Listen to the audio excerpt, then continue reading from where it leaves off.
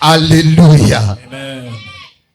Alléluia. Amen. J'aimerais que tu partes chez 100 personnes, tu vas leur dire bienvenue au culte ce matin, bienvenue au culte de la célébration. Dis à 100 personnes que vanda te yo, ou vandi po ba vandeli yo.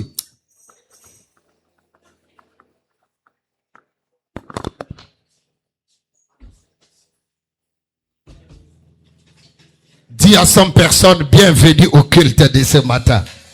Bienvenue au culte de ce matin. Sois dans la joie. Alléluia. Amen. Alléluia. Amen. Nous pouvons reprendre nos places. Je vous salue au nom précieux de notre Seigneur Jésus-Christ. Ce matin, nous sommes dans la joie pour tout ce que l'Éternel fait en cet endroit. Nous sommes aussi dans la joie pour tout ce que l'Éternel a fait pendant les 21 jours. Est-ce que tu es vraiment dans la joie? Moi, je suis personnellement dans la joie parce que je sais que les choses ne seront plus jamais les mêmes. Et quand on est dans la présence de Dieu, la joie, c'est un secret. Si on finit en retard, ce n'est pas mon problème. Il faut condamner les prophètes. Prophète Tolo Banane. Prophète Azotea, Ayembaka, Azobeta ba instrument, Batike la rapé baninga biloko misusut. Ah. Donc prophète Ayebinyoso. Ah, est-ce que tu as la prophète na biso mabo? Est-ce que tu as la prophète na biso mabo? Ah, beta bien mabo. Est-ce que tu as la prophète na biso mabo?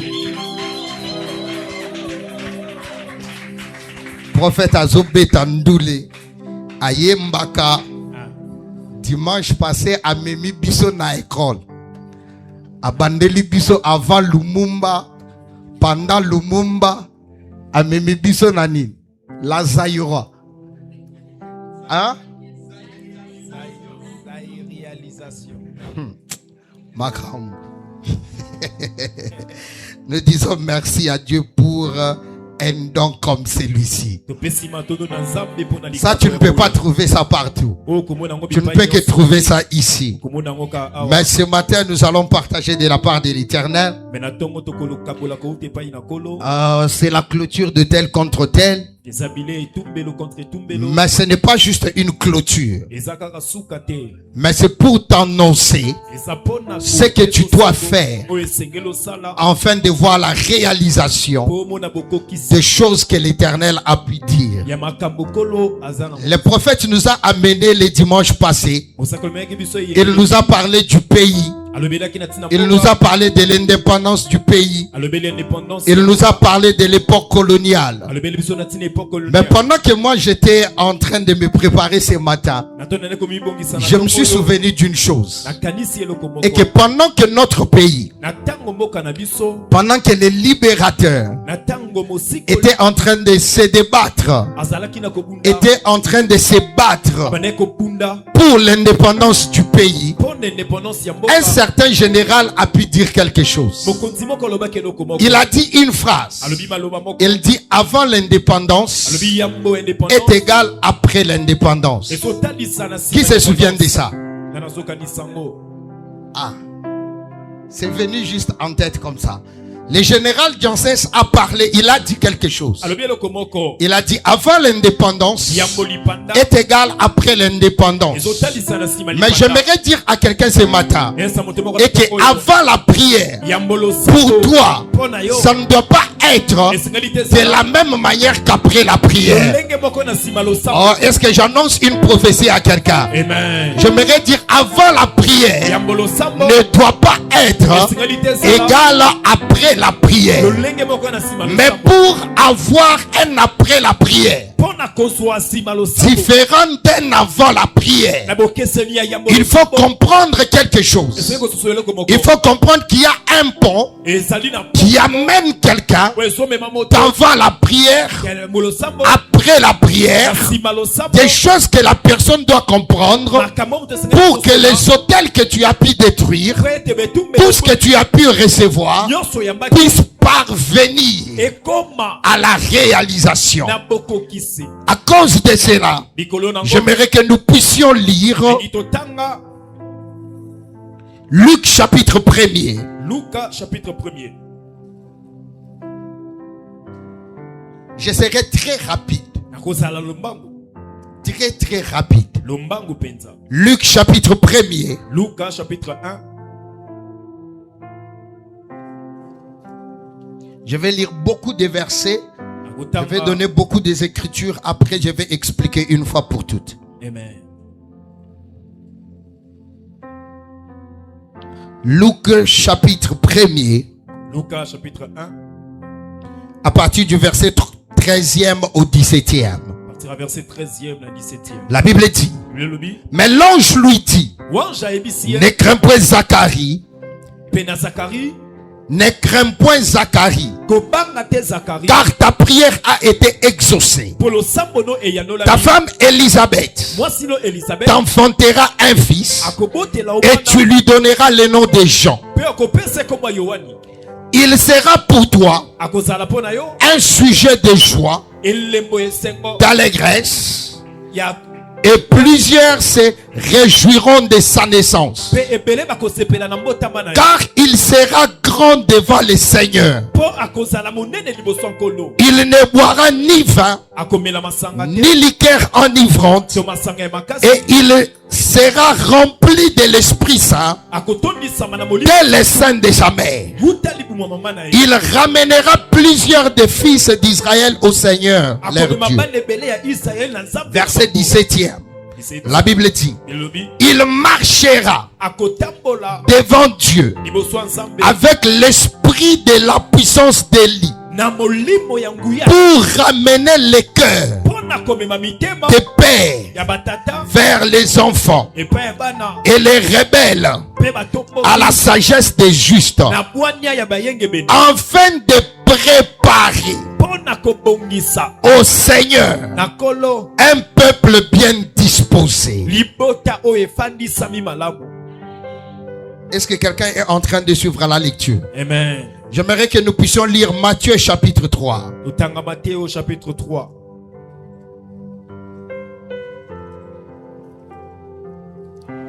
Matthieu chapitre 3.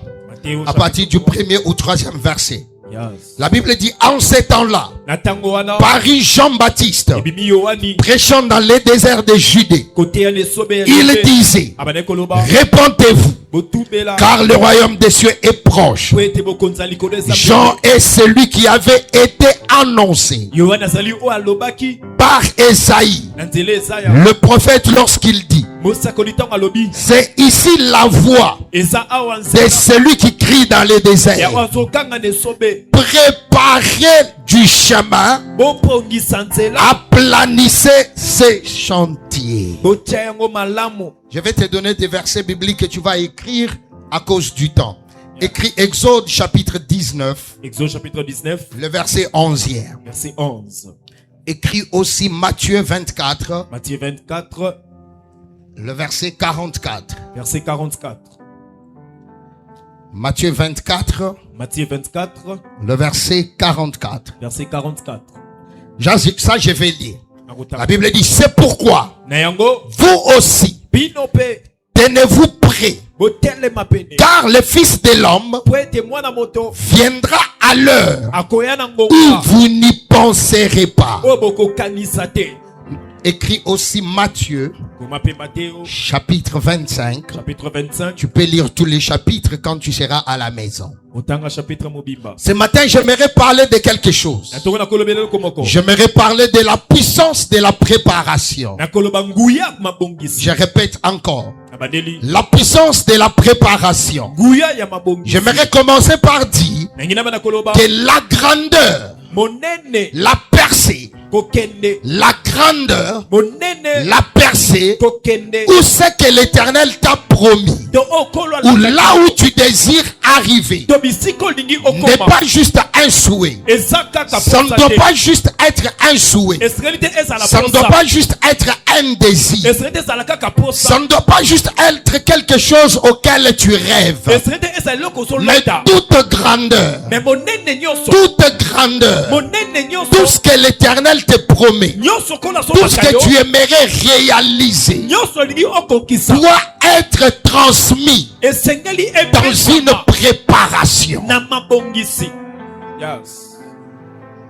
Est-ce que je parle à quelqu'un ce matin? Amen.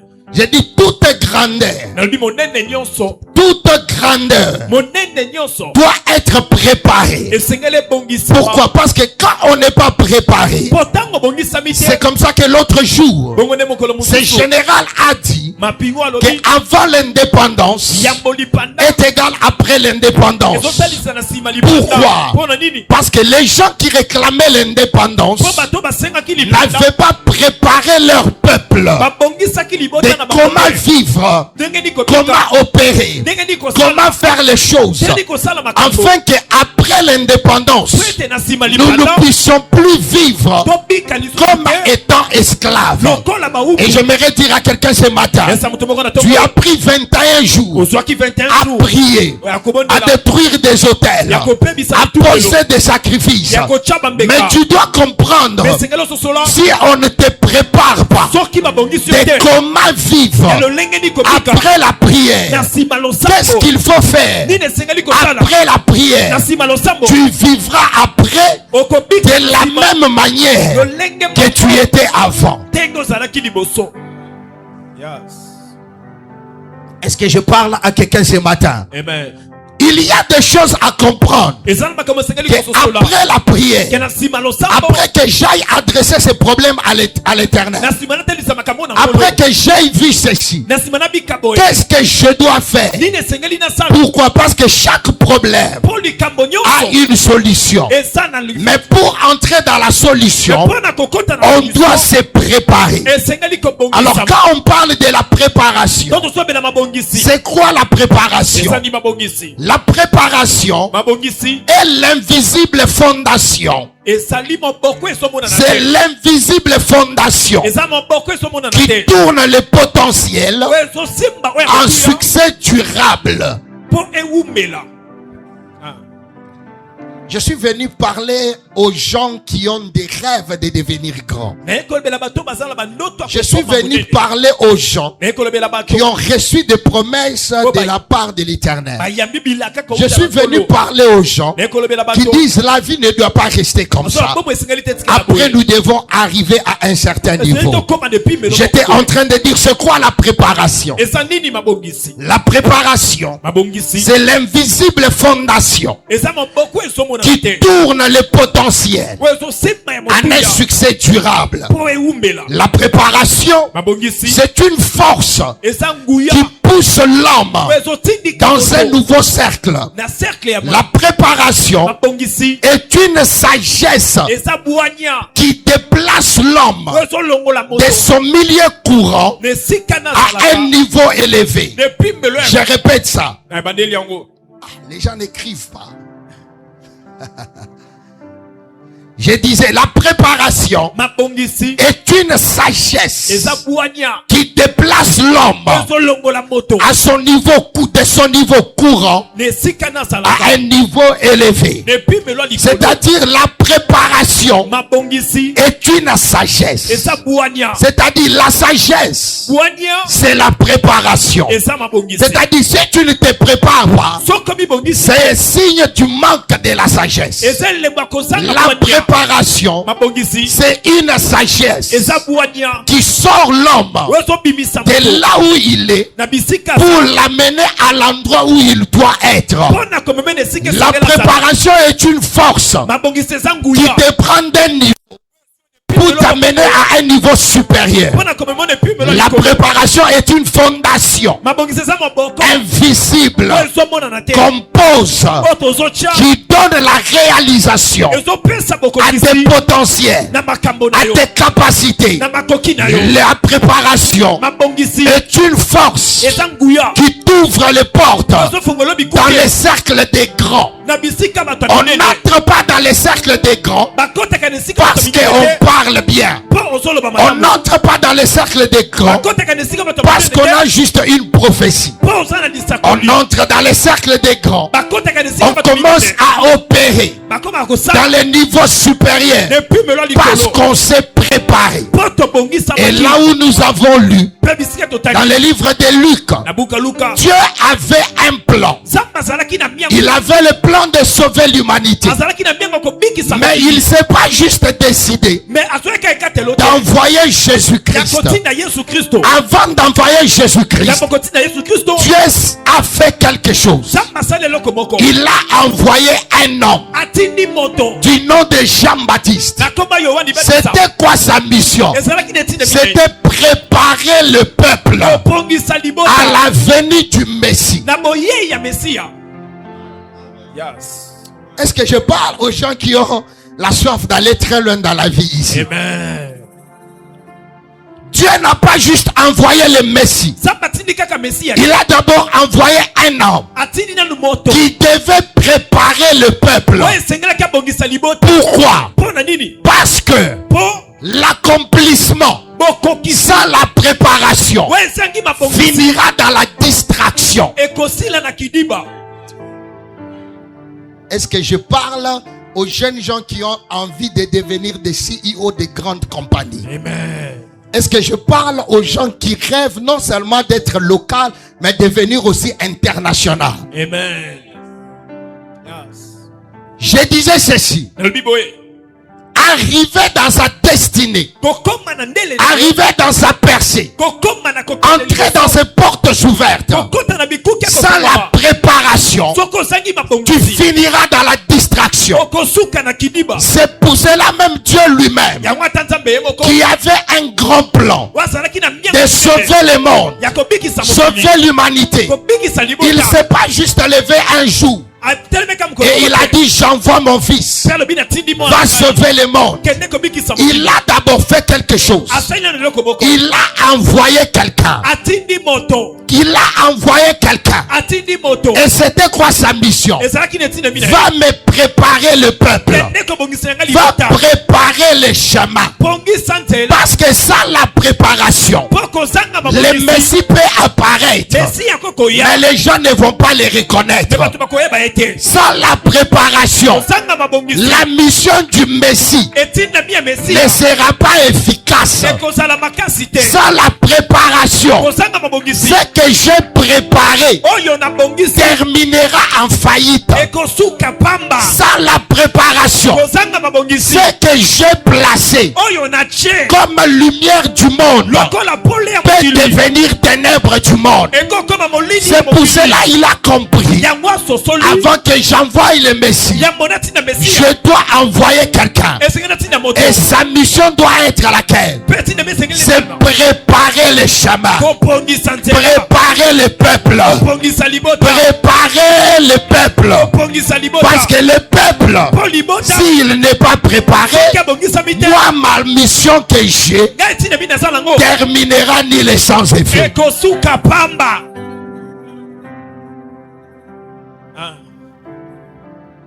Est-ce que je parle à quelqu'un ici? Amen.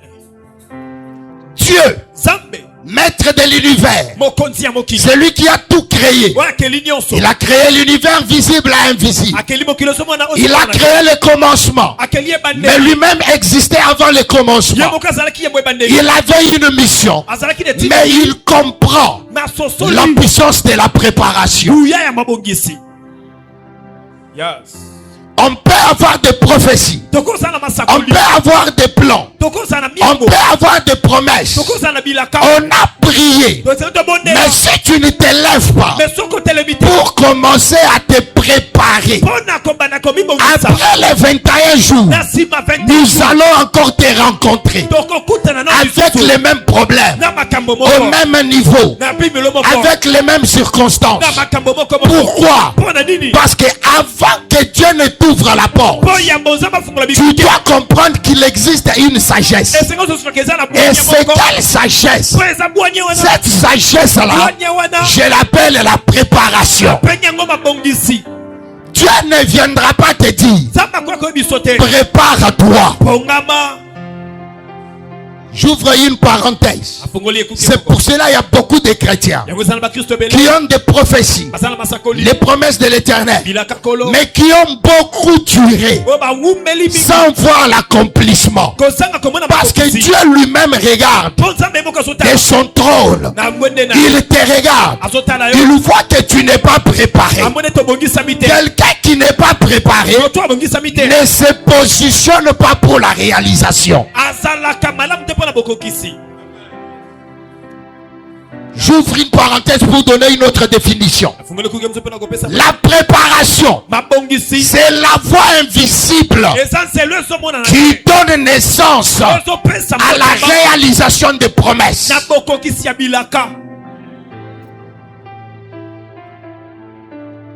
La préparation, c'est une voie invisible qui donne naissance aux réalisations des prophéties. Je donne un exemple. Tous nous avons déjà vu des femmes enceintes. Quand une femme est enceinte, quand elle commence à s'approcher au mois de donner naissance, il y a quelque chose que les femmes font. Elles vont au marché, elles commencent à acheter les habits de l'enfant.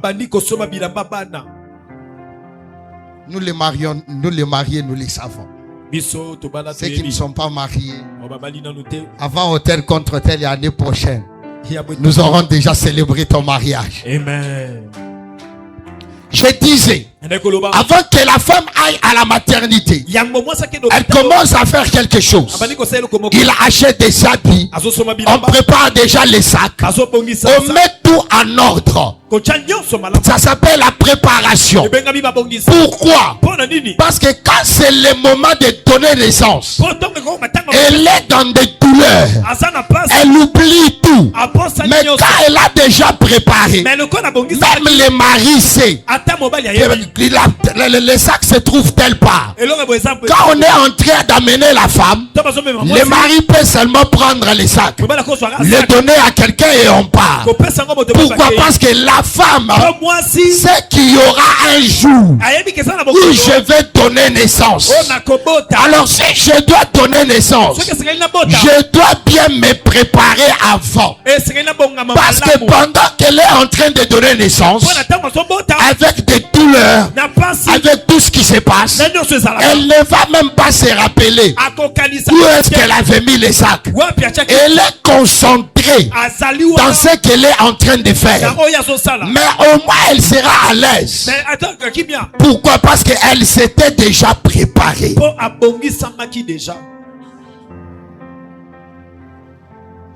Donc si elle va donner naissance sans la préparation, même les sages-femmes regarderont pour demander. Ça c'est quel genre de femme? Tu viens mettre au monde, tu ne t'es pas préparé. Est-ce que je dis vrai les femmes? Yes. Ah, les femmes, est-ce que je dis vrai? Yes. Bana Bibali va comprendre. Ils ont sa geste. Ils ont code. Jour Moro va comprendre. C'est-à-dire, il y a une préparation que la femme fait avant le jour de donner naissance. Elle le fait bien avant. Et quand tu la regardes pendant la préparation, tu peux directement dire que cette femme s'attend m'attends à quelque chose. C'est pour cela que j'ai dit, la préparation est un langage invisible qui donne, qui ouvre la porte à la réalisation de ce que l'Éternel t'a promis. C'est-à-dire, si tu ne te prépares pas, tu es indirectement en train de dire, Seigneur, je ne suis pas prêt.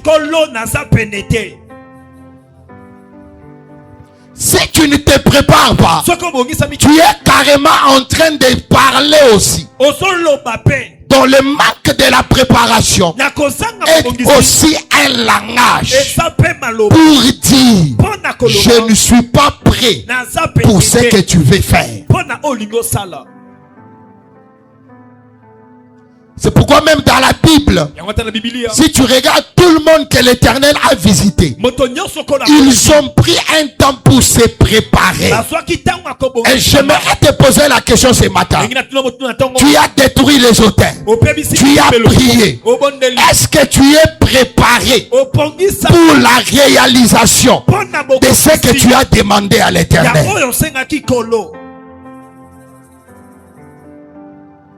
Est-ce que tu es préparé pour la grandeur que tu aimerais voir? Quand l'Éternel te parle, ou tu reçois une vision, c'est bien d'être content. Mais si tu ne te prépares pas, la vision de l'Éternel restera vision. Le rêve demeurera rêve. Et tu ne verras pas la réalisation. Pourquoi? Parce que c'est la sagesse pour se préparer. Quelqu'un qui ne se prépare pas, il fait preuve de manque de sagesse. C'est pour cela dans Matthieu chapitre 25, la Bible nous parle. La Bible nous parle des 10 vierges. Je vais maintenant aller rapidement. La Bible nous parle des 10 vierges. Ces 10 personnes, elles étaient toutes vierges. Et ils avaient de 5, la Bible appelait sages. 5 étaient sages. Et 5, on les a appelés comment? Folles. Et la différence entre les sages et ceux qui étaient folles, c'était quoi la différence?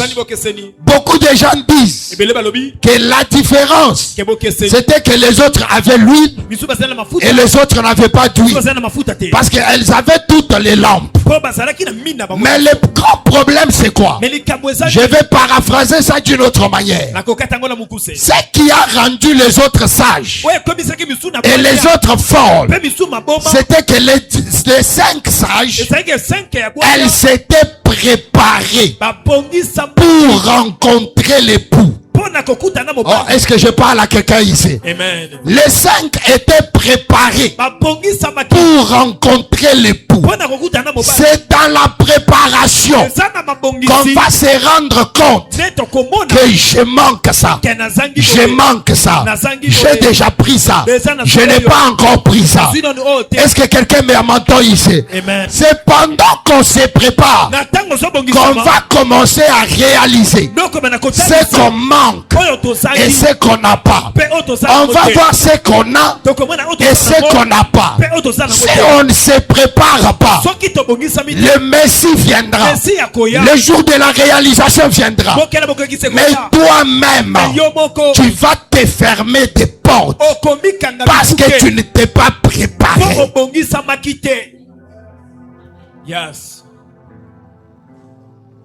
Si les 5 qui étaient folles avaient pris du temps pour se préparer, elles n'allaient pas sortir au moment où l'époux devait arriver.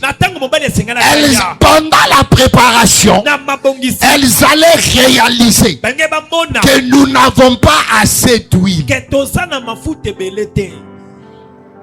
Est-ce que je parle à un peuple qui veut aller loin ici? Amen. S'ils avaient pris le temps de se préparer. Elles allaient se réaliser. Mais elles sont restées dans la distraction. Elles sont restées dans la distraction. En train de causer. En train de causer. Et quand c'était le moment de l'époux d'arriver, elles réalisent qu'elles n'ont pas d'huile. Elles commencent à demander. Elles commencent à se tracasser. Et elles sortent pour aller chercher l'huile. Pendant elles sont parties, l'époux arrive et la porte est fermée. Ils ne peuvent plus entrer. Pourquoi? Elles n'ont pas pris le temps de se préparer.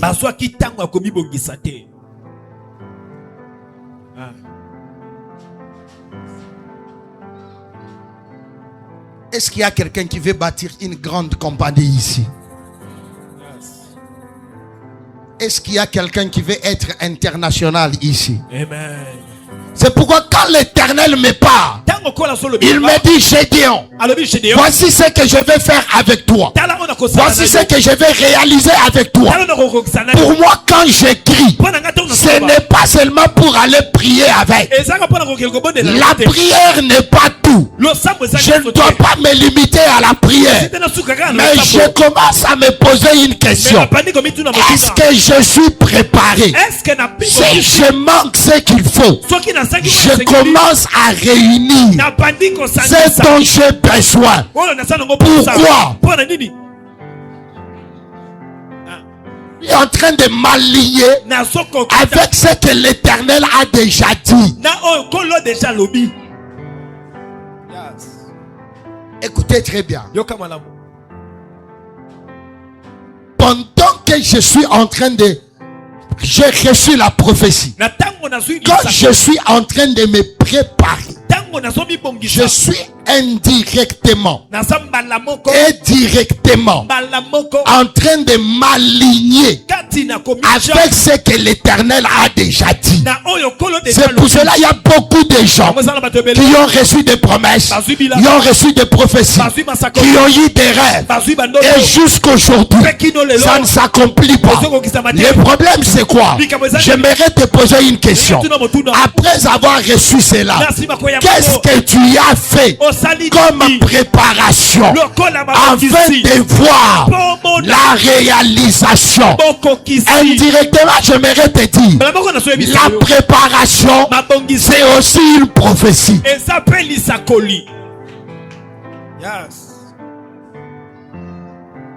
Je peux prophétiser. Je peux montrer à l'Éternel. Je peux parler à Dieu sans être à genoux en priant. Comment est-ce que je peux lui parler? C'est dans ma préparation.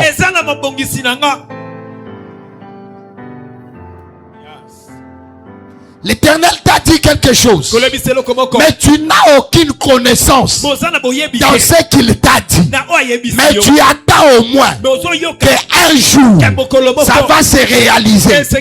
Bien-aimé, j'aimerais te dire quelque chose. Dieu ne gaspille pas le miracle. Est-ce que je parle à quelqu'un qui est... Ça demande une sagesse afin de comprendre une autre sagesse. D'annoncer que ça arrivera, ça ne sert à rien. Mais tu dois saisir ce que je suis en train de dire. C'est pour cela que les gens disent qu'en Afrique nous prions beaucoup, nous jeûnons beaucoup, mais nous avons peu de résultats. C'est à cause de quoi? Nous prions, nous jeûnons, mais après la prière, après les jeûnes, nous ne nous préparons pas à ce à quoi nous venons de prier. Tu ne dois pas être un chrétien qui manque de résultats. Dieu ne gaspille pas les miracles. Dieu ne gaspille pas les miracles. même quand il a multiplié les 10 pains et les 2 poissons, il a dit aux disciples, mettez les gens en ordre. Après, quand ils ont mangé, ils ont fini, il a dit encore, rassemblez ce qui est resté. Il n'a pas dit gaspiller ce qui est resté. Rassemblez ce qui est resté. Dieu n'est pas un Dieu qui est dans le gaspillage. Même les miracles, on peut se préparer pour un miracle. 1 Corinthiens chapitre 12. Je pense 1 Corinthiens. Lisons un peu. 1 Corinthiens. Je suis en train de finir déjà. 1 Corinthiens chapitre 12. Je suis venu juste donner une sagesse. Il faut donner la sagesse à quelqu'un qui doit aller quelque part. Pas quelqu'un qui veut juste être rempli de prières. Mais la Bible dit une sage femme, une femme sage fait quoi? Une femme sage fait quoi? C'est-à-dire pour bâtir il faut avoir quoi? Pour bâtir il faut avoir quoi? La sagesse.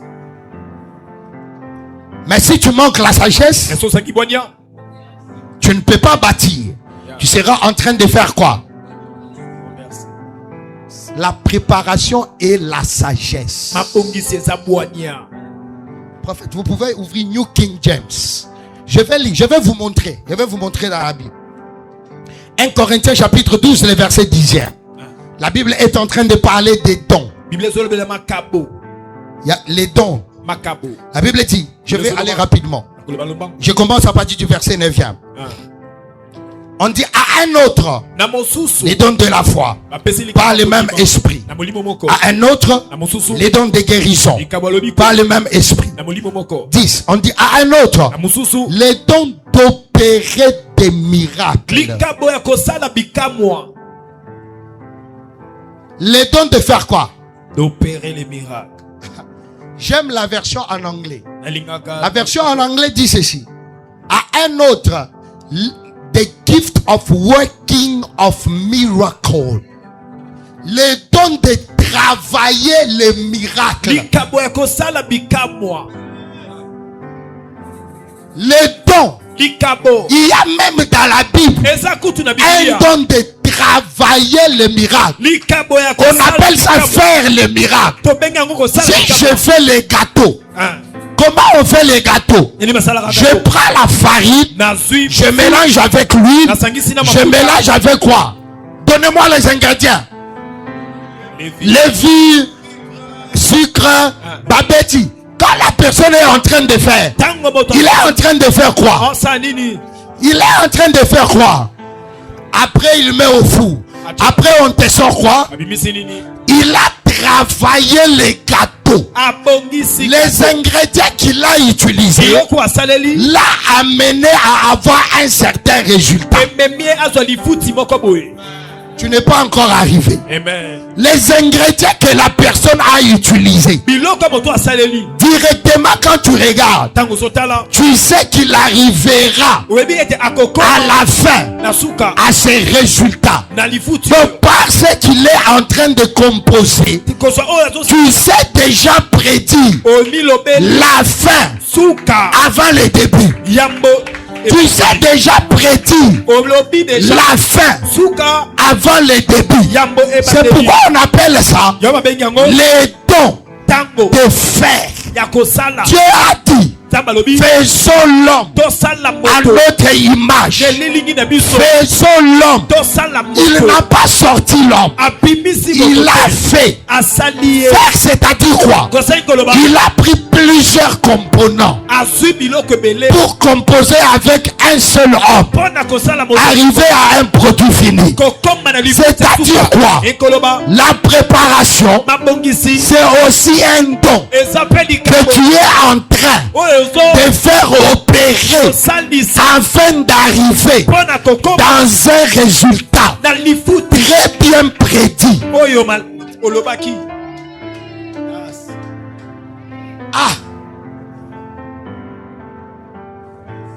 I wish I was preaching somewhere.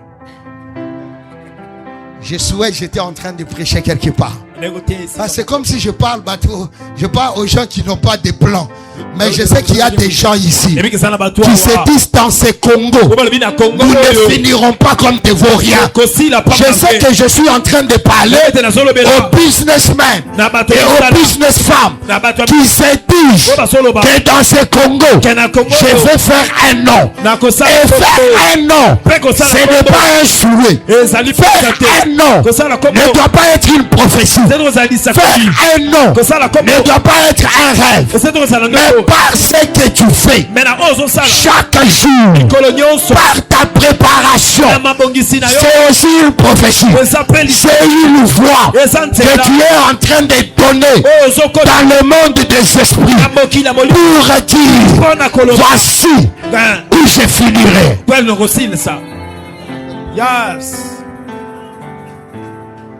La préparation.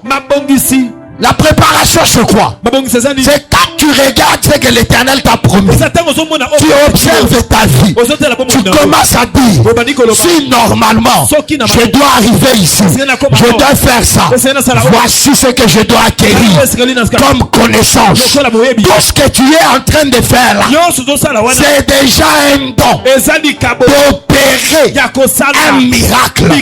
C'est pour cela on ne voit pas de miracle dans nos vies.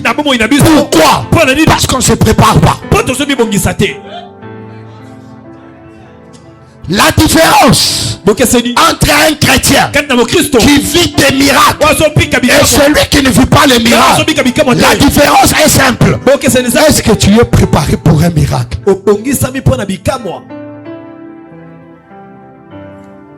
Je peux me positionner pour un miracle. La Bible dit un jour, Paul était en train de prêcher. Pendant qu'il était en train de prêcher, il a vu un homme qui était assis. Et il a dit, l'homme était prêt pour recevoir un miracle. C'est-à-dire quoi? La disposition de l'homme, la manière qu'il était assis, la manière qu'il regardait Paul, c'était déjà une prophétie dans le monde des esprits pour dire que je suis prêt. Et Paul a regardé, il a vu la foi dans la personne. Il a vu la foi dans la personne. Il n'a pas vu ça en esprit. Il n'a pas vu ça par révélation. Quand il était en train d'observer, il a vu la manière dont la personne s'est comportée. Il a dit, celui-ci est prêt pour les miracles.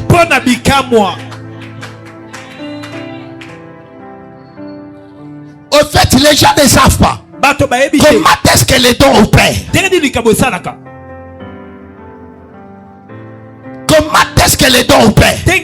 Au fait, même quand on prophétise, ce n'est pas que le prophète a maintenant les dons de la prophétie pendant ce temps-là.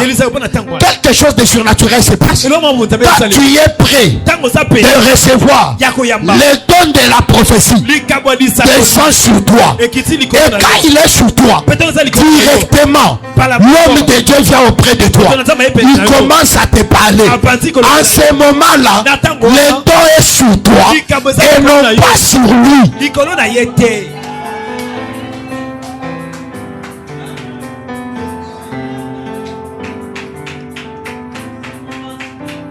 Est-ce que je parle aux gens ici? Yes. Est-ce que je parle aux gens ici? Et quand il termine, ça va chez quelqu'un d'autre. Et l'Éternel l'Éternel lui dit, va par là cette personne. C'est que sur qui ça va se poser. Sur qui ça va se poser. C'est celui qui reçoit les miracles. C'est-à-dire quoi? Tu peux te réveiller le matin et tu te dis aujourd'hui, je suis candidat à un miracle. Tu commences à faire certaines choses. Tu commences à marcher d'une certaine manière. Tu commences à parler d'une certaine manière. Et avant la fin de la journée, tu aboutis dans un miracle.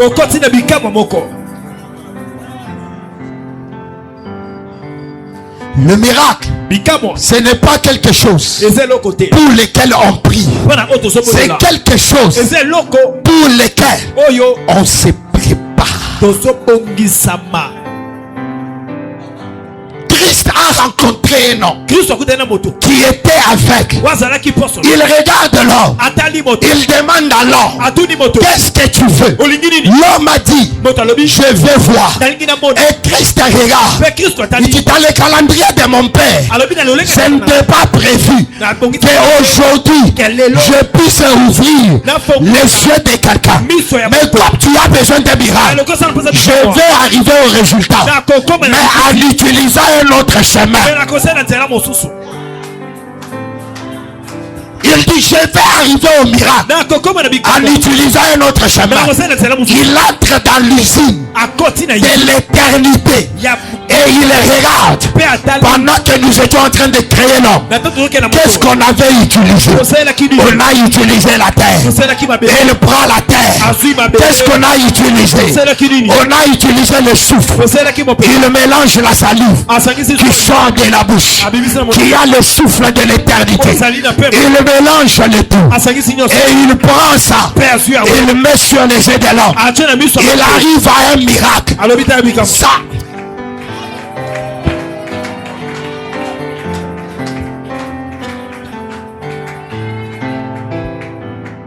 le miracle, ça se prépare. Donc si tu es un chrétien qui attend un miracle, tu attendras jusqu'au point où tu mourras.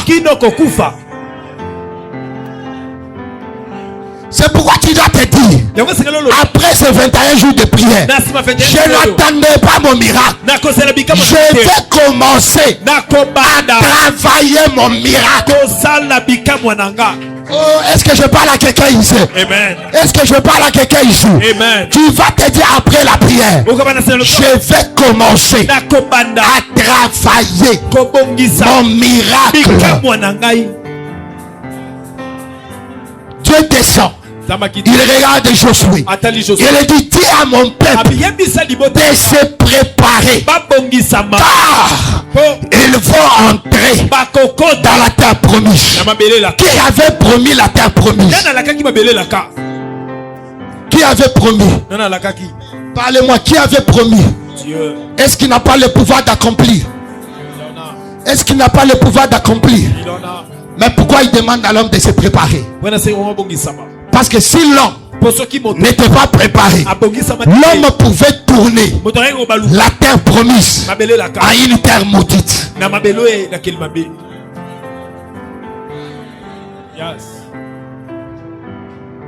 C'est pourquoi ceux qui n'étaient pas préparés, quand ils sont arrivés, ils ont dit, nous avons vu des géants.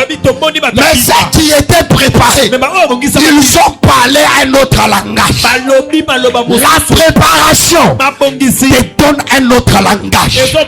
Pourquoi? Parce que la préparation elle-même est aussi un langage.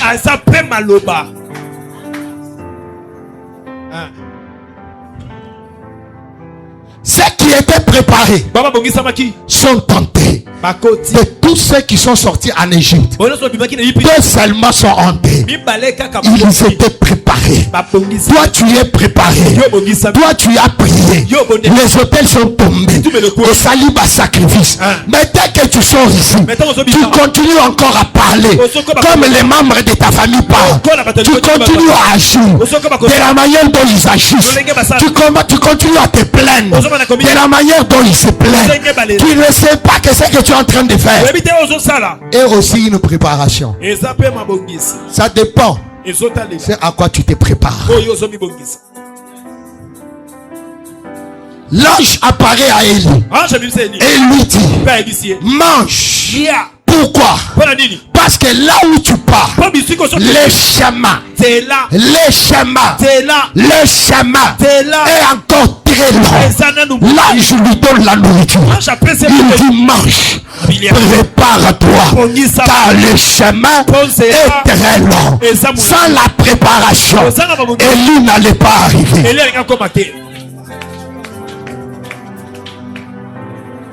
Un homme de l'esprit, ce n'est pas seulement un homme qui prie à langue, qui passe le temps en jeûnant et priant, mais c'est un homme qui opère par sagesse divine. Il connaît lui les signes des temps, les signes des saisons, comme le dit la Bible, que les fils d'Isaac, ils comprenaient les temps et les saisons, et il savait quoi faire. Il y a le temps pour prier, il y a le temps pour jeûner, il y a le temps de prendre son âne et dire, je vais mettre à manger, parce que là la prière n'aboutira pas dans les résultats si maintenant je ne sors pas. On a formé des chrétiens à qui on dit de prier, qui n'ont pas de sagesse.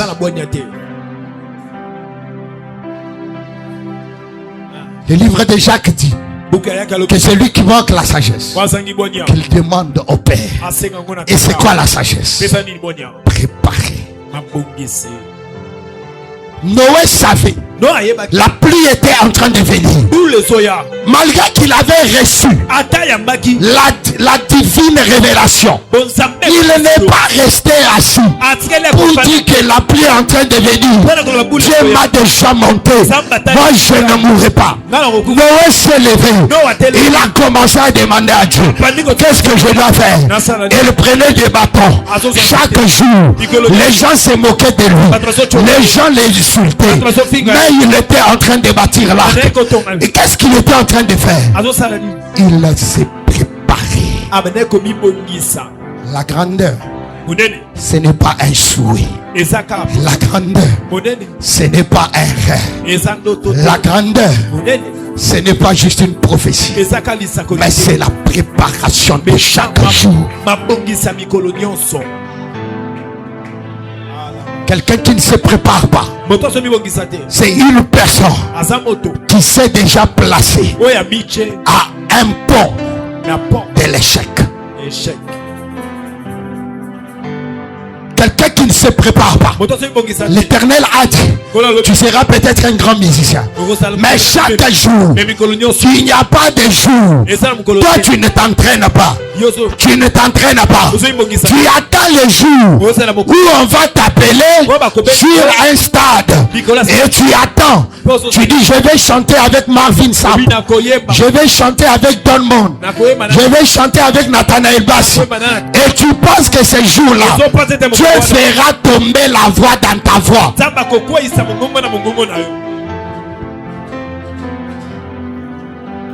Tu vas te marier, mais tu te comportes encore comme toutes les petites filles de la rue.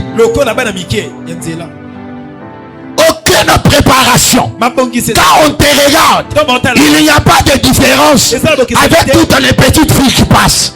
C'est aussi une prophétie que tu es en train de dire, je ne suis pas prêt.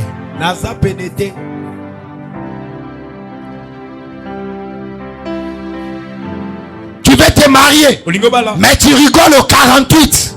N'importe où, tu manges en route, n'importe comment. Quelqu'un te dit, est-ce qu'il peut t'arrêter? Tu n'es pas préparé. On souhaite pas la grandeur, mais on travaille la grandeur. On travaille la grandeur.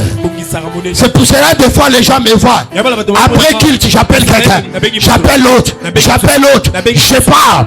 Pourquoi? Parce que pendant culte, moi je suis en train de regarder ce que tu fais là. Est-ce que tu es en train de me préparer à ce que l'Éternel m'a promis? Tu sais que si dans une équipe tu as des gens qui ne sont pas préparés. Tu risques de perdre les matchs. Pas parce que tu n'es pas prêt, mais parce que dans l'équipe, il y a quelqu'un qui ne veut pas s'entraîner.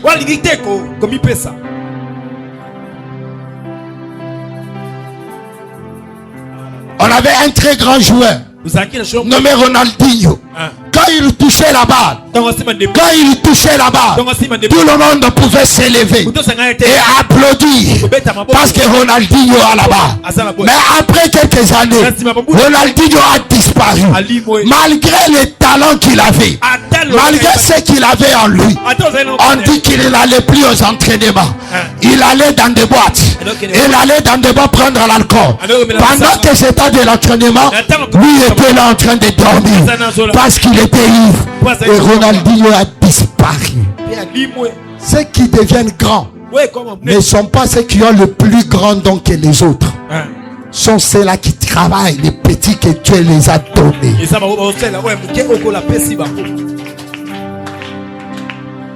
Je répète, celui que tu regardes et il est grand, tu souhaites être comme lui. Des fois, si tu vas bien sonder, tu vas bien regarder, peut-être qu'il n'a pas ce que toi tu as. J'aime ce qu'une femme a dit à Christ. Elle demande un miracle. Christ dit, on ne donne pas du pain. À qui? Au chat. Mais la femme a dit quelque chose. Même ceux qui tombent, les miettes, les petits là que Dieu a mis en toi, peut devenir le plus grand. Est-ce que je parle aux gens ici? Amen. Les miettes que Dieu t'a donné, les petits business que Dieu t'a donné, les petits dons que Dieu t'a donné, c'est ce qui te rendra grand. Mais le secret c'est quoi? Est-ce que tu travailles les petits là?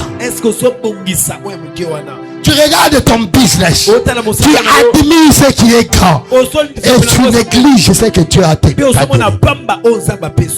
Un ami me dit toujours, il venait à l'église, il me dit, la manière dont tu prêches dans les stades, ce n'est pas la manière que tu prêches dans ton église. Il dit, quand tu es dans ton église, tu prêches plus que quand tu es dans les stades. Je dis, dans les stades, quelqu'un m'a invité, mais je dois travailler les petits que Dieu m'a donné pour qu'un jour ça finira aussi dans les stades. Si je néglige ce que Dieu m'a donné pour admirer ce que l'autre a, je n'arriverai pas là-bas. Je dis, je dois donner tout dans les petits que j'ai. Parce que petit oiseau deviendra grand pourvu que Dieu lui prête vie. Je viens prophétiser sur quelqu'un. Quelle que soit la petite somme que tu as, quel que soit le petit business que tu as, quelle que soit la petite idée que tu as, par la puissance de l'Éternel, je dis par la puissance de l'Éternel, il rêve. Je dis par la puissance de l'Éternel, la chose la plus moindre, ça va se tourner en plus grand. Ah, est-ce que je prophétise à quelqu'un? Amen. Est-ce que je parle à quelqu'un ici?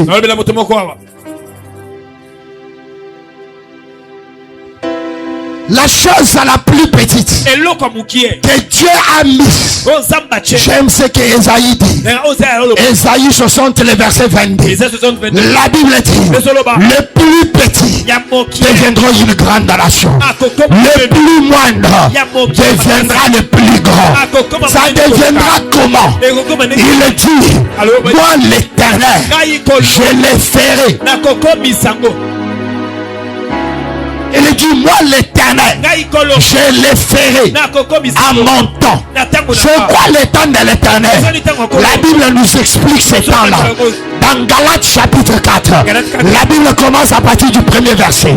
La Bible dit, l'héritier, tant qu'il est encore enfant, d'héritier, tant qu'il est encore enfant, il est soumis aux enseignements d'un tuteur jusqu'à autant que son maître proclamera. On dit l'héritier tant qu'il est encore enfant. C'est qui un héritier? Un héritier, c'est quelqu'un pour qui l'Éternel a déjà préparé des choses, qui doit hériter des choses. Mais tant qu'il est encore enfant, il est sous tutelle. On doit l'enseigner jusqu'au moment où son maître doit dire voici arrivé le temps. Et c'est quand ce que le tuteur fait, c'est que chaque jour qu'il est avec l'héritier, il le prépare, il le prépare, il le prépare. Et à la fin de la préparation, le tuteur va dire au maître, c'est accompli. Et quand il dit c'est fini, c'est ça le temps de l'Éternel. Et là l'Éternel vient se manifester dans ta vie parce que tu t'es préparé. Et là tu as fini. La grâce, c'est quoi? La grâce, c'est la capacité de se préparer pour acquérir ce que l'Éternel a préparé pour toi. Galates chapitre 2, le verset 20e, Paul dit quelque chose. Il dit, je ne dois pas frustrer la grâce de Dieu qui est sur moi. Tu peux avoir la grâce et frustrer la grâce parce que tu ne te prépares pas.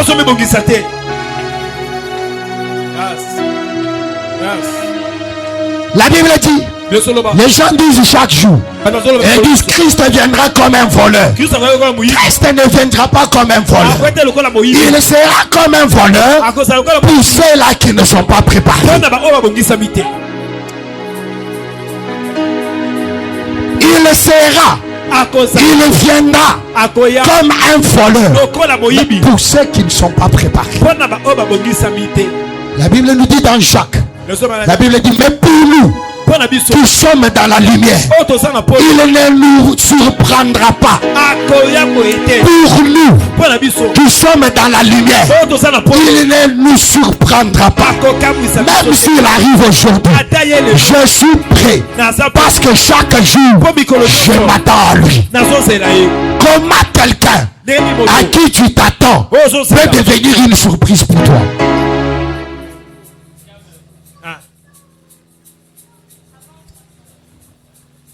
Est-ce que je parle à quelqu'un ce matin? Amen. Ne prie pas juste. Ne sème pas juste. Mais après que tu sois à la maison, prépare-toi. Demande-toi à quoi tu dois te préparer. Moi, je ne suis pas venu te préparer à l'enlèvement. Parce que Christ ne viendra pas pour une église faible, abattue. Christ viendra pour une église glorieuse. L'église là, c'est toi. Il attend ta gloire. Il attend voir ta gloire. Tu dois marcher dans la gloire tant que tu es encore sur cette terre. Tu dois te préparer à quoi? Prépare-toi à ce que Dieu t'a promis. Prépare-toi aux promesses de l'Éternel. Prépare-toi aux prophéties. Prépare-toi à ta grandeur. Tu sais que si tu regardes un enfant qui prend du micro matin, midi, soir, il prend le micro, il est là en train de prêcher à ses enfants. Demain tu reviens. Après une année, l'enfant fait toujours la même chose. Les gens commencent à dire quoi? Les gens commencent à dire quoi? Ah, vous allez pasteur. Ata tata moi si tata mobile yo ya langwaka. Awe bisa mwana comme pasteur. À cause de quoi? Ce qu'il fait chaque jour. Ses habitudes vont l'amener dans une certaine manifestation. Ses habitudes, son caractère, sa prédit déjà le futur de cette personne. C'est pour cela qu'il y a des gens que les gens se moquent de toi, mais chaque jour porte des habitudes, porte un caractère, porte un langage que ce monde ne peut pas résister. Au devant de Dieu, tu es en train de donner une prophétie. Tu dis éternel, je suis prêt, je suis prêt, je suis prêt.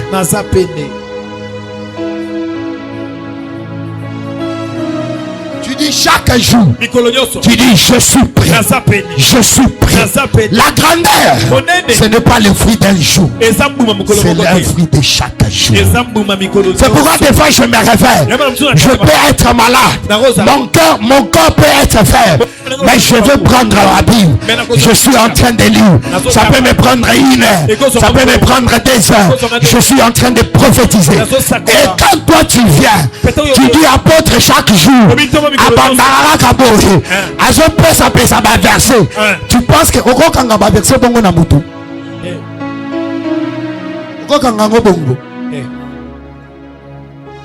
c'est le travail de chaque jour.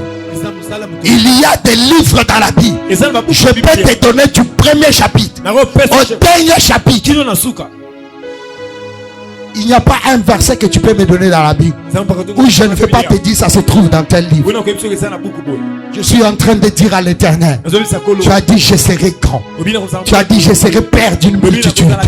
Voici je suis en train de travailler ça, parce que Dieu ne t'amènera pas à être un père où un jour tes enfants auront honte de te présenter devant les gens. Faut que ceux qui perdent à Simbi et qui appétit. J'aime bien ma femme. Quand je prêche, elle regarde. Après, quand on rentre à la maison, elle me dit le pas ezaki makasité. Le biso qui toque na lingi komona mutu débouté. Faut tout le monde. Nathalie Naseki. Na lobi ezaya nzambe to ezaya nga. Mais au moins il y a quelqu'un qui me pousse au travail. Quelqu'un qui me pousse au travail. Et quand je vais rentrer demain prier, au lieu de passer 10 heures de prière, je vais en faire 15. Je vais en faire 15. Toi, tu penses que je suis en train de prier pendant que je suis en train de travailler. Je suis en train de travailler. Toi, qu'est-ce que tu travailles? La grandeur ne doit pas te prendre par surprise. Je répète ça. La grandeur ne doit pas t'arrêter par surprise. Olamuki na tongo porte et fongwami. Okangi naye bakite. Quelqu'un de pareil, observez-le. Quelques mois après, il rentrera à la case de départ. La grandeur, ça ne doit pas te prendre par surprise. Chaque jour tu travailles. Il y a des gens, souvent je pars avec des gens. Quand j'ai des grandes réunions, peut-être avec des autorités, je prends des gens, je vais avec eux. Et quand on arrive, je les observe comment ils se comportent. Je me demande, est-ce que Mutoyo, il est prêt pour la grandeur? Parce que quand tu es prêt pour la grandeur, même quand tu te retrouves devant les grandes autorités, tu ne paniques pas. Tu ne paniques pas. Un jour, je suis allé prendre un ami. Et cet ami devait m'accompagner dans un shop où on vend les histoires de la musique. J'étais à Johannesburg. Et quand je suis arrivé chez lui, je l'ai croisé avec son petit frère. Son petit frère aussi, c'est un musicien. Il était là-bas en visite en Afrique du Sud. Et il parlait avec son frère. J'étais assis au salon. J'attendais son frère qu'il finisse ce qu'il faisait, qu'il m'accompagne. Parce que lui connaît les histoires de la musique. On devait acheter certains instruments. Et pendant qu'il parlait avec son frère, il lui a dit, si je rencontre telle personne, je ne sais pas ce que je peux faire dans la vie. Il a dit, si je rencontre telle personne, na koko ya tanase, Nathalie, alobi oyo, ata soki nzamba alobi to fingate, kozala zoba eza ko fingate. Eza qualification. Obi omoni mut omoni idole na yo. Olobi na komi bois canacé. Tu n'es pas préparé pour les rencontrer. Et il parlait avec son frère. Et son frère lui a dit, tu vois celui qui est assis là, toutes ces personnes-là que toi tu dis, ce sont des amis à lui. Il chante dans son église. Il passe du temps avec lui. Il m'a regardé. J'ai regardé le visage qu'il m'a donné. Ok. Quand on est sorti pour aller acheter les instruments, comme il était nouveau, il ne connaissait pas la vie. Son frère l'a pris. Ils sont entrés dans la voiture. J'ai démarré, nous sommes partis. Dieu ne dort pas. Depuis que Satan avait volé son lit, on entre dans le shop. Et l'une des personnes qu'il était en train de mentionner est dans le shop en train de chercher des instruments. L'une des personnes qu'il mentionnait. Et moi j'étais là debout. On regardait ce qu'on regardait. Et j'entends quelqu'un qui m'appelle à côté. Il dit apôtre. Et je regarde. C'est cette femme de Dieu là. Et directement elle va à genoux. Je prie pour elle. Elle s'aime. Et je regarde le petit là. Pendant qu'il voulait demander à cette femme de prendre une photo. Lui sous n'a apprécié. Le prophète connaît de la personne dont je parle. Je lui avais raconté l'histoire. L'issue n'a talié. Tu ne sais pas marcher avec la grandeur. Il y a des gens, quand ils entrent quelque part, la première des choses, c'est je veux prendre la photo. Il y a des gens que tu appelles aujourd'hui père, que toi tu penses qu'ils sont grands, alors que si tu travailles c'est que tu as. Ce sont eux qui t'appelleront des pères. Ce sont eux qui t'appelleront père. Est-ce que je prophétise à quelqu'un ici? Amen. Il y a des gens que tu regardes, tu dis à Zamboutoumounene, mais toi tu ne sais pas ce que Dieu a placé en toi. Que ce qui travaillait ça, tes mains, ce sont eux qui commenceront à te chercher. J'ai toujours dit aux gens, quand les gens m'appellent, je refuse. Quand les gens me disent rencontre telle personne, je refuse. Ce n'est pas signe d'orgueil. Je sais ce que Dieu a placé à moi. Ça ne peut pas être résisté. C'est trop grand pour être retenu par un seul pays. C'est trop grand pour être retenu par un seul continent. Oh, est-ce que je parle aux gens ici? J'ai dit, je sais ce que Dieu a placé à moi. C'est trop grand pour un pays. C'est trop grand pour un continent. Je sais que tous les continents de cette terre, ils entendront cette voix. Donc c'est question du temps. Si tu me retrouves d'ici, réjouis-toi, car l'Éternel t'a donné la grâce de me rencontrer. Mais pour moi, je sais, je ne vais pas me limiter ici.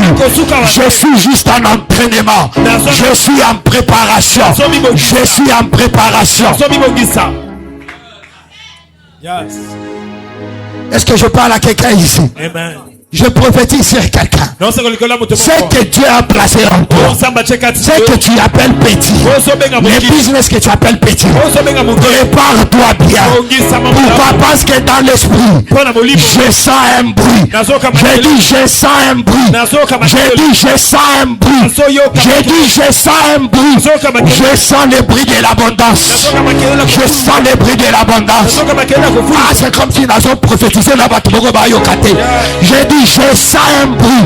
C'est un bruit de l'abondance, un bruit de la grandeur, un bruit de l'élévation, un bruit de la prospérité, un bruit qu'on ne peut pas résister. Élie a dit, va dire au roi, j'entends un bruit. Avant la réalisation, il y a un bruit. Je prophétise sur la vie de quelqu'un. J'entends le bruit de ton mariage. J'entends le bruit de ton business. J'entends le bruit de ton poste. Oh, je dis, les gens se sont moqués de toi. Ils se sont moqués de toi si tôt. Et je viens en ce jour, en ce dernier jour, dans tel contre terre, je viens t'annoncer. J'ai dit, j'entends un bruit.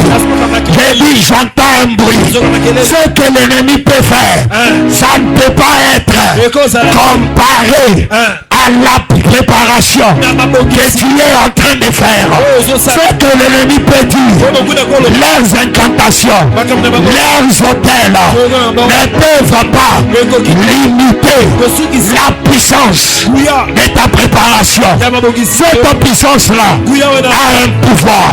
Cette puissance-là a une puissance. Cette puissance-là est un hôtel. Cette puissance-là, c'est aussi une voie. Cette puissance-là, c'est aussi une fondation. Cette puissance-là, ils ont fait un sacrifice. Cette puissance-là, ils ont fait un feu. Cette puissance-là, c'est aussi tes interdits. Cette puissance-là, c'est aussi tes prières. Je viens annoncer à une famille. Je viens annoncer à un business. Je viens annoncer à une carrière. J'entends le bruit de l'abondance. Je ne sais pas si j'ai des femmes et des hommes ici qui se disent, dans ce Congo, je ne passerai pas inaperçu. C'est une décision. C'est une décision. Des fois, je vais avec des amis au service. Va prophétiser Bango. Bayebisu Bango. Tu seras grand. Tu seras ça.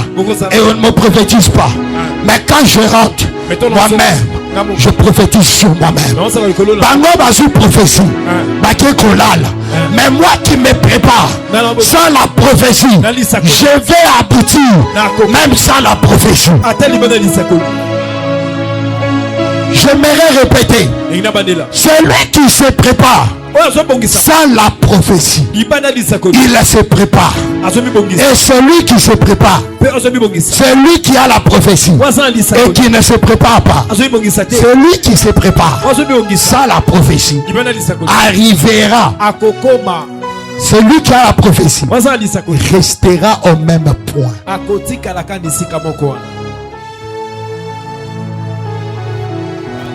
On peut prier. La puissance de Dieu sera partout. On peut prophétiser.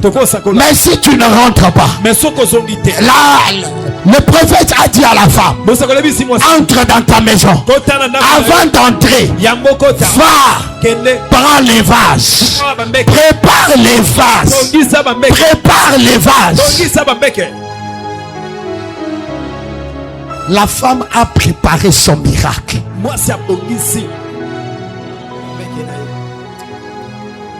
Éternel, je fais un miracle. Éternel, je fais un miracle. Après la prière, tu te lèves. Est-ce que Dieu peut donner à une femme une grossesse? Oui, bien sûr. Mais après la prière, Dieu a fait toutes choses bonnes. C'est pour la femme. Rentre à la maison. Toi, c'est ton mari. Fais ce que vous devez faire. Et le miracle va se produire.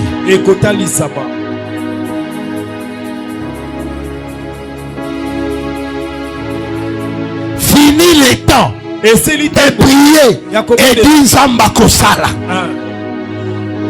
Nous ne sommes pas des chrétiens fainéants.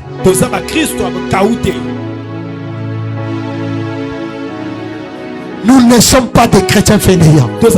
Nous ne sommes pas des chrétiens qui amèneront la honte à l'éternel. Normalement dans ce pays, on doit savoir, quand on parle du grand businessman, on doit te citer toi. J'ai dit on doit te citer toi. J'ai dit on doit te citer toi.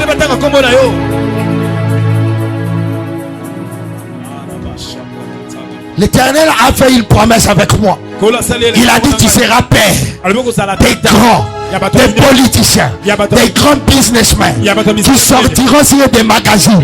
Et j'aimerais t'annoncer, ce ne sont pas ceux qui sont là-bas. C'est toi qui es assis ici. Parce que je suis en train de te préparer. Parce qu'il y a une place où tu dois arriver. Tu n'es pas le moindre. Tant que tu es ici, que tu ne veuilles ou pas, tu es choisi. Tu es loin.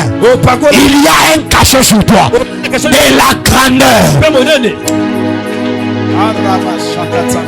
Je ne suis pas de ceux qui vont te dire être chrétien c'est souffrir. Nous sommes de ceux qui disent les chrétiens sont arrivés, commis. Et les gens sentent qu'il y a des gens là-bas. Tu ne seras pas juste une personne, mais on cause la bateau.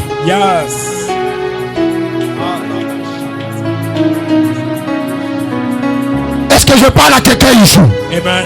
Tu es assis dans la famille. Tout le monde se plaint. Tout le monde se dit. Dans cette famille, personne ne devient grand. Ne parle pas comme eux. Lève-toi de ces réunions-là. Sors de là. Dis-leur, je ne suis pas comme vous. Moi, je serai grand. Moi, je serai grand. Atapa le but orgueil. L'orgueil et la foi, ça sonne de la même manière. L'orgueil et la foi, ça le même langage, ça sonne de la même manière. Je ne suis pas orgueilleux. Je sais ce que l'Éternel m'a déjà promis. Et j'aimerais te dire ce matin, j'aimerais t'annoncer ce matin, j'aimerais te dire ce matin, l'autel de ta famille et ça là qui est rare. Et si est sur lui, je dis et si est sur lui, je dis c'est déjà fini. Je dis c'est déjà fini. Dans Marc chapitre 8, je finis ici. Marc chapitre 8. Les gens amènent un homme vers Jésus-Christ pour les guérir. Mais dès qu'ils arrivent, ils font l'erreur.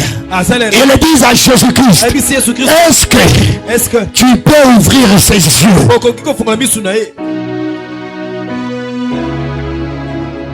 Ils disent à Jésus-Christ, est-ce que tu peux ouvrir ses yeux? Regardez ce que Jésus fait. Il les prend. Il les sort d'abord de la vie.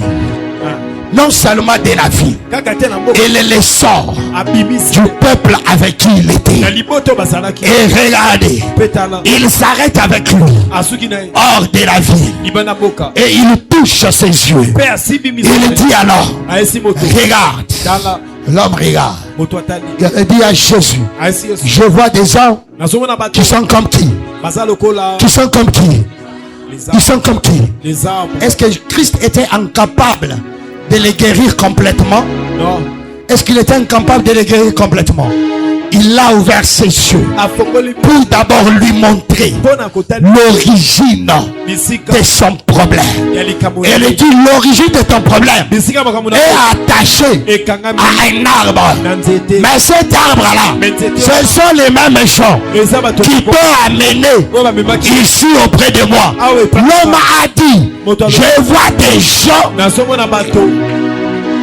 Des gens qui sont comme qui? Est-ce que Moutouako Kaninan était vraiment? Il touche la deuxième fois. L'homme voit clair. Et Christ lui dit quelque chose. Ne rentre plus dans cette ville. Tu dois te dire, je ne veux pas rentrer dans cette ville. Je ne veux pas rentrer à Sodome et Gomorrhe. Je ne veux pas regarder derrière. Je ne veux pas marcher comme eux. Je ne veux pas parler comme eux. Je ne veux pas penser comme eux. Je vais agir autrement. Je vais agir autrement. Je vais faire autrement. Je vais faire autrement. Lève-toi, on va prier. Merci.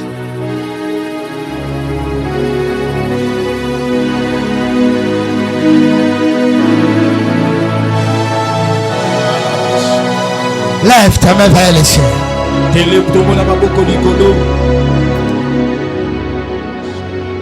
Lève tes mains vers le ciel. J'ai fini. Pour quelqu'un d'autre, tu as juste entendu un message. Mais pour quelqu'un de très captif, tu as compris ce que tu dois faire pour la réalisation. Commence à prier. Dis à l'Éternel, Seigneur, ce matin, donne-moi la grâce de me préparer. Là où j'avais raté le miracle, à cause de la manque de préparation. Là où j'avais freiné mes miracles, à cause de la manque de préparation. Là où j'avais bloqué mes miracles, à cause de manque de préparation. Dis Seigneur, fais-moi grâce. Fais-moi grâce. Ah, est-ce que tu pries juste dans 2 minutes? Prie dans 2 minutes. Je ne veux plus te prendre le temps.